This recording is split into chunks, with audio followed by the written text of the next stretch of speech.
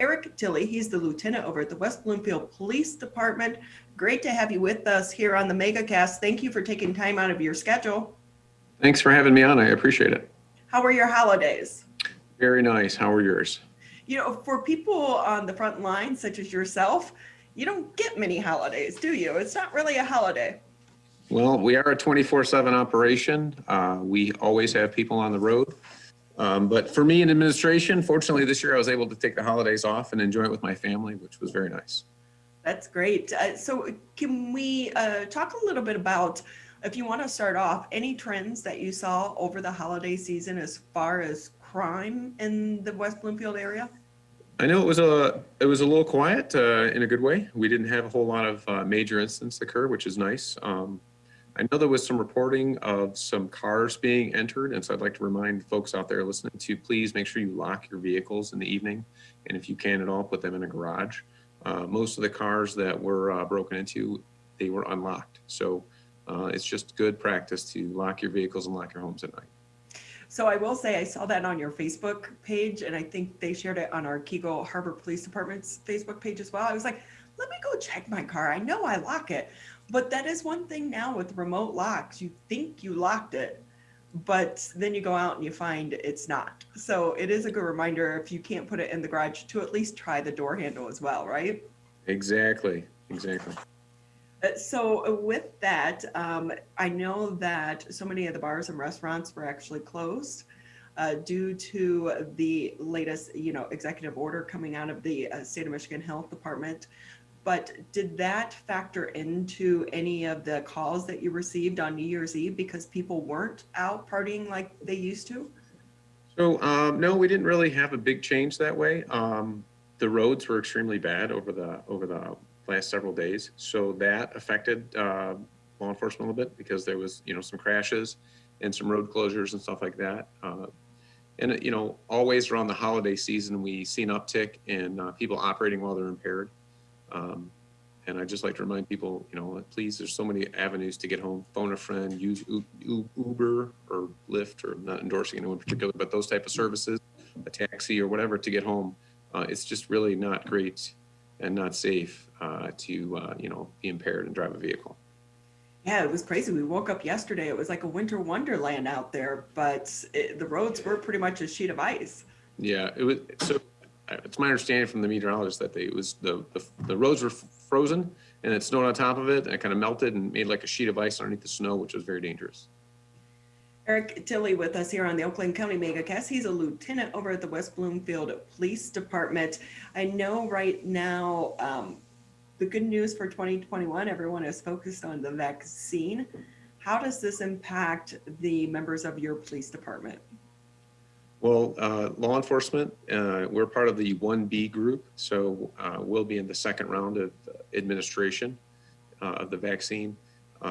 Statistically, though, numbers-wise, I still think it's a long ways off. They're talking about being able to produce about, I'm trying to remember, it was like 1.5 or 1.25 billion doses, which means every person gets 2 doses. So it's only like 600 million people will be vaccinated in 2021. It's a long way off from our world population of like 7, almost 8 billion people. So I don't think that we're going to get vaccination complete anywhere near in 2021. But the good news is I understand that there's 2 new companies besides the 2 that have been approved by the FDA to go into clinical trials. So we could potentially have more companies producing this. So that should help, but I think 21 still going to be an interesting year.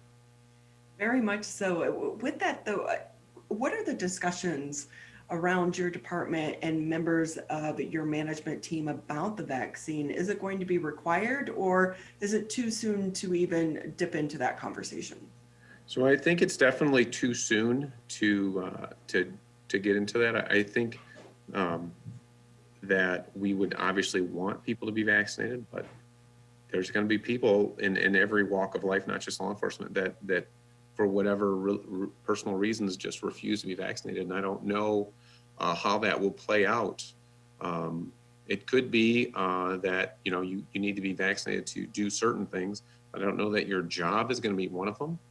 I guess we're just kind of hoping that there's enough people that want to get vaccinated that we can reach some sort of herd immunity and people can exercise their rights not to. I don't know how that's going to play out. I think it's definitely too soon to make any decisions on that.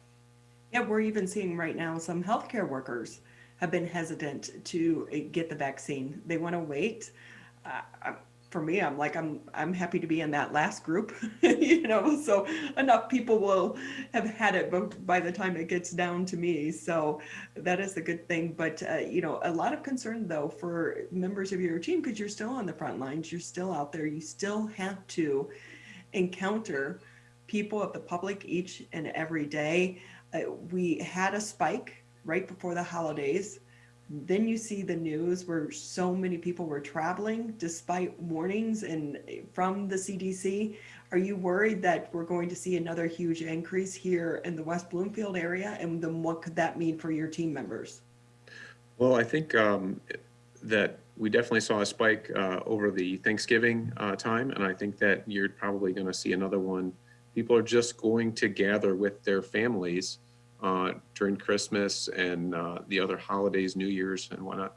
At this time of year, they're just going to gather, and hopefully they kept it small. Hopefully they wore their masks. I know we did when we got together with my family, and they practice best practices. Wear your masks, wash your hands, socially distant. I think that you can still get together with family if you follow these practices just like you would at work. I mean, it's not fun and it's not comfortable, but it is much safer. And I think that if we could all just do this for a little while, I think we'd all be better off as a state and as a country. So, Lieutenant, how is it working over there at the West Bloomfield Police Department? Do you have one-man patrols, or are you doing two-person patrols right now? We have single car patrols. The only exception to that is when we have somebody that's in the field training program. In other words, we hire a new officer.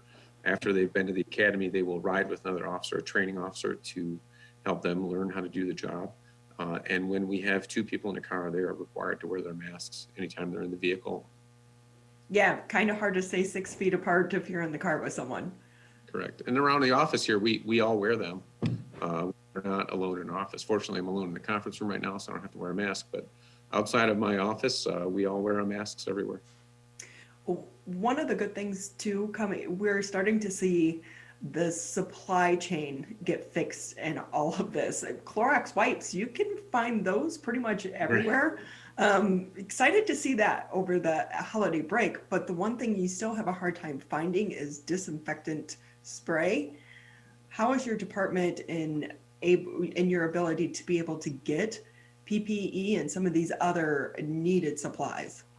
Well, our partners over at the fire department, when this first started back in March of last year, they did an excellent job of securing different resources and sharing them with us. So we're very fortunate to have them have done such a nice job. We've also had some interesting ways. We found alcohol wipes or alcohol products for hand sanitizing from local alcohol vendors. I think one of them was in Detroit or Ferndale. They kind of transitioned from making their alcohol products to making alcohol sanitizing products.